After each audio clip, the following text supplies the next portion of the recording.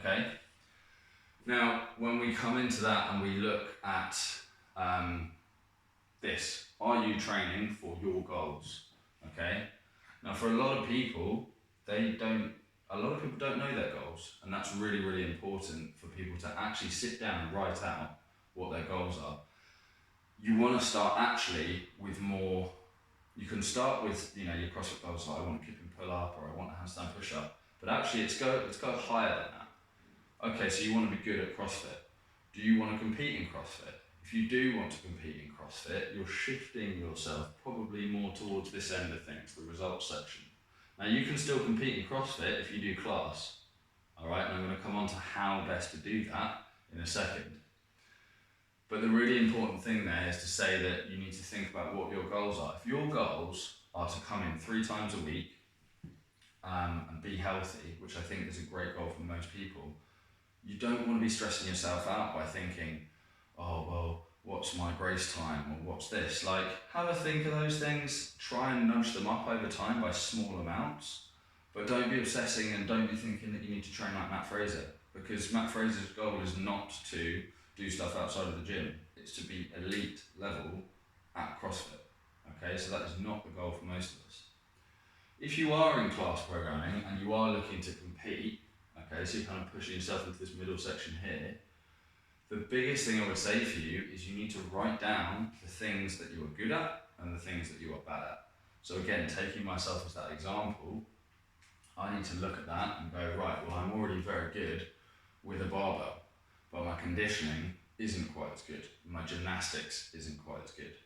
So what I need to be doing is I need to be going not whenever, but when there's a gymnastics class, I need to be kind of heading for that, handstand push-ups, toes to bar, muscle ups, that kind of stuff. I need to be getting myself into those classes.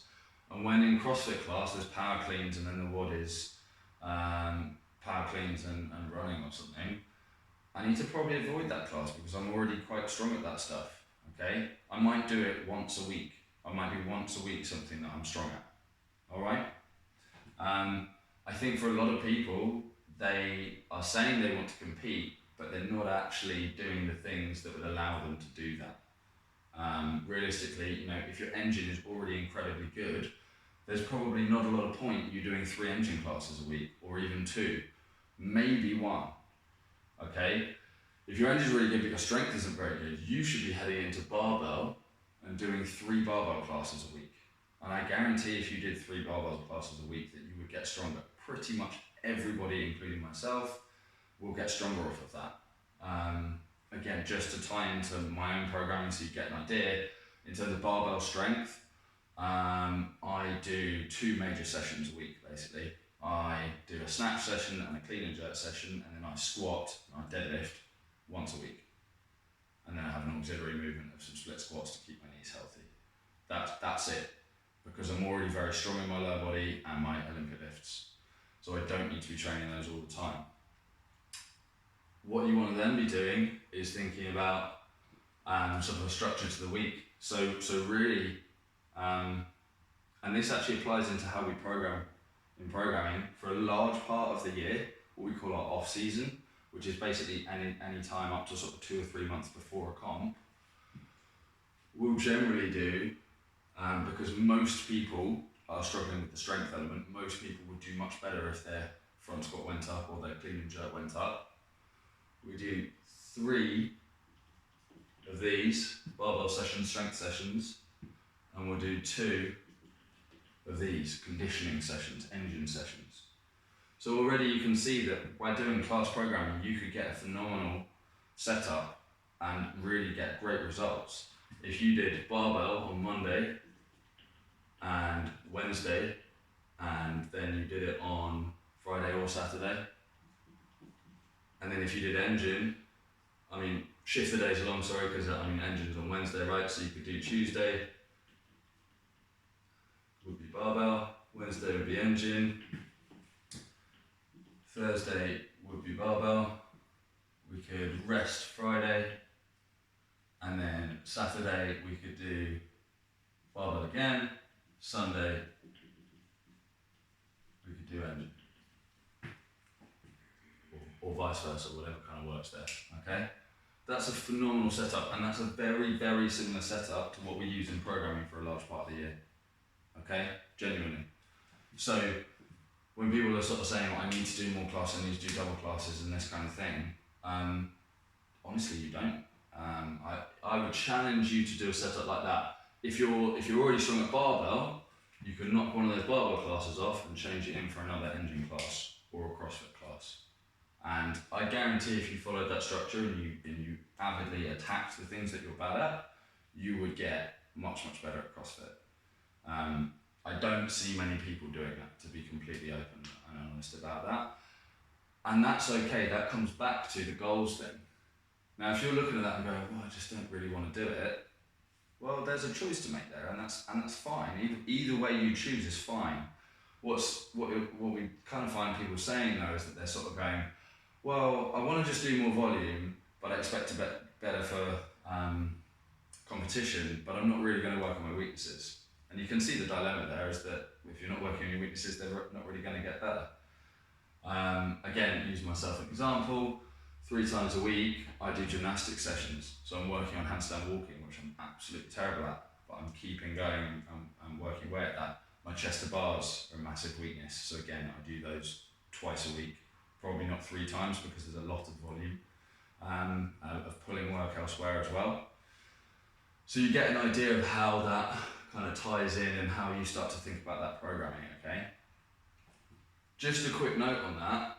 What you don't want to do is go the other way, which is the classic one where people end up kind of injuring themselves, which is where they go, okay, I'm bad at pull-ups, I'm going to do pull-ups 5 days a week.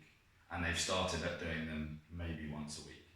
So when you are making a change into something, it's best to make it gradual. And I'll tell you now, there's pretty much nothing that you need to train 5 days a week, even if it's a complete weakness.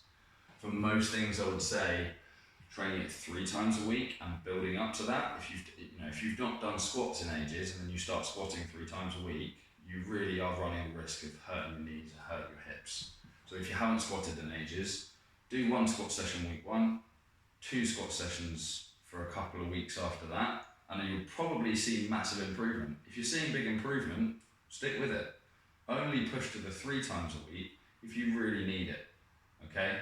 And especially things like deadlifts. Deadlifting, to get stronger at deadlifting, most people only need to deadlift once a week, okay? It's very rare that you would actually need to do it twice.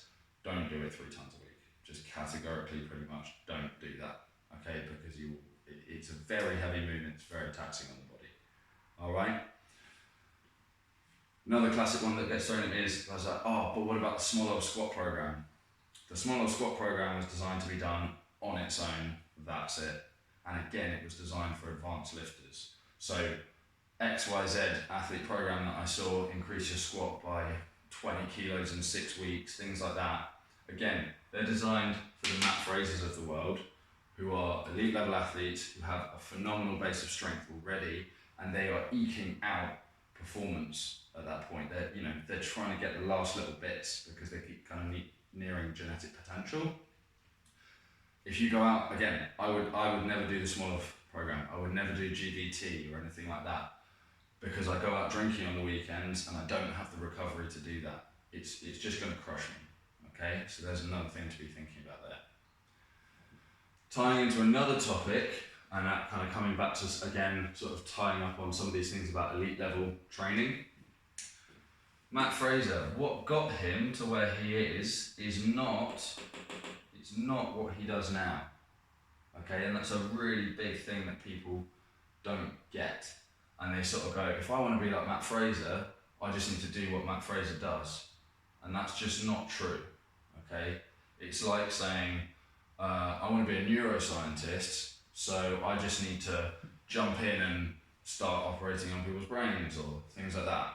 No, you need to go back and you've got to do medical school, you've got to do A-level biology before that, you've got to do all those other steps before you even think about getting into that specialisation, okay? There's a whole load of steps to get there. Matt Fraser did weightlifting for over a decade, I think, before he came into CrossFit. Then he spent ages, and he talks about this in videos, he spent ages doing conditioning because his cardio was pants. Then he found out that he just wasn't that good at muscle ups, so he spent loads of time doing muscle ups and breaking those drills down, Okay, another example, Katrin Davis-Dottir, her muscle ups weren't quite so good, so she sort of spent some time just working on the swing and things like that. So it's not just a case of do CrossFit to get good at CrossFit. And the guys in programming will tell you that as well. We break it down in the off season, all right? So don't just think, oh, I need to just jump in on Matt Fraser's program or Rich Frohney's program. Honestly, they are tools designed to make those people money, to support their training, not your training. To be completely open and honest about that. They're just not designed for you. Things like comp training and stuff like that, they will beat you up. And yes, you will get some really good results. You see some people rise to the top. What you don't hear about is the 100 other people that got chewed up and spit out and their rotator cuffs all hurt from doing 100 snatches for time and things like that. All right. On a note of, oh, well, the guys on programming, you said you train 2 hours a day. That's more than we get to do in class. Yeah, you're absolutely right. More volume in a program means there's more need for a coach and an individual approach there. Okay. The reason being, the more that you're going to test yourself, the more that you're going to take out of yourself and not leave stuff spare for lack of sleep and things like that, the more you need a coach who's experienced enough to say, we do need that, we don't need that. In this situation you should do this, in this other one you should do that, okay? It's not just a program that I give to my guys. I don't just hand it to them and just say, yeah, cool, I'll see you at the end of the cycle in 6 weeks and we'll check the results, okay? I'm sure a couple of them will especially tell you that I moan at them all the time that they're pushing too hard and that they actually need to back off a bit, that they need to leave a little bit more in the tank with their training. As it kind of ties into what I said before about the volume thing, and people go, I'm bad at pull-ups, I do pull-ups 5 days a week. No, let's try pull-ups twice a week and see if we get good results off that. Okay, we're still getting good results, cool, crack on. Oh, it's starting to peter off, let's try 3 times a week, but we might reduce the volume a little bit in each session, but we're getting a little bit more in total. Those tweaks in volumes and the fact that we use deloads, these are all the nuances of programming that allow us to do that more volume, okay? The problem for most people is they add volume and intensity. They're running a back squat cycle, with a pull-up cycle, with a deadlift cycle, with a CrossFit cycle, and they burn out, okay? And I know that because, again, I ran it for myself before I got my knee injury. It's what led to my knee injury. I've been there and I've done it, and it's rubbish, okay? And I really wouldn't wish that amount of time off for anybody from something that they love doing, all right? That's not us just trying to fob you off. That is genuinely, the more stuff you're doing, the more you need to be able to work out how those different bits into play. If you do a load of pull-ups on Monday, and then you've got a load of snatches on Tuesday, and then you've got a load of kettlebell swings on Wednesday, you might think those are 3 different patterns, but they're all pulling. And if you do too many reps, you'll get things like elbow tendonitis, things like that, your hands will be beat up. So a coach can think about how to structure that into the week for you, and they can be very objective. It's quite hard to be objective with your own training when you're so emotionally involved in what you do and you just want to be better at everything, so you kind of just chuck everything into it, okay? I've really rambled on there. I've kind of moved around the different points a little bit, but hopefully you get an idea. What I would really say, tangible things that you could go away from this video and do, is spend some time, set a timer for like 15, 20 minutes and write down what you actually want out of your training. Okay, what do you actually want? Why do you want to compete? I'm not saying you shouldn't, but look at that and why do you want to? And what are you willing to give up if you are going to compete? Because competing does require you to do that. It requires that in the weeks leading up, you probably wouldn't go out for a drink on the weekends, that you need to dedicate more time to training and to mobility as well. If you are very tight, mobility is something I didn't really even touch on, but if you are tight, how often are you stretching? And if a coach has said you can't get into this position, you can't snatch because your shoulders are tight, are you actually spending the time working on that? Or are you just kind of trying to just keep pushing through it? That's fine if you're on that fun end of the things, but if you want to compete and you can't get the position, maybe you need to spend some time doing those things, okay? So hopefully that's made it a little bit clearer about what different people's goals are and what their training looks like in accordance to their goals and what they're going to do with it. All right. If you've got any questions about any of this stuff, I'm more than happy to talk to people about it. Not for hours, but hopefully this video's kind of covered loads of it. But yeah, hopefully that's cleared some things up for you guys. All right. Cheers.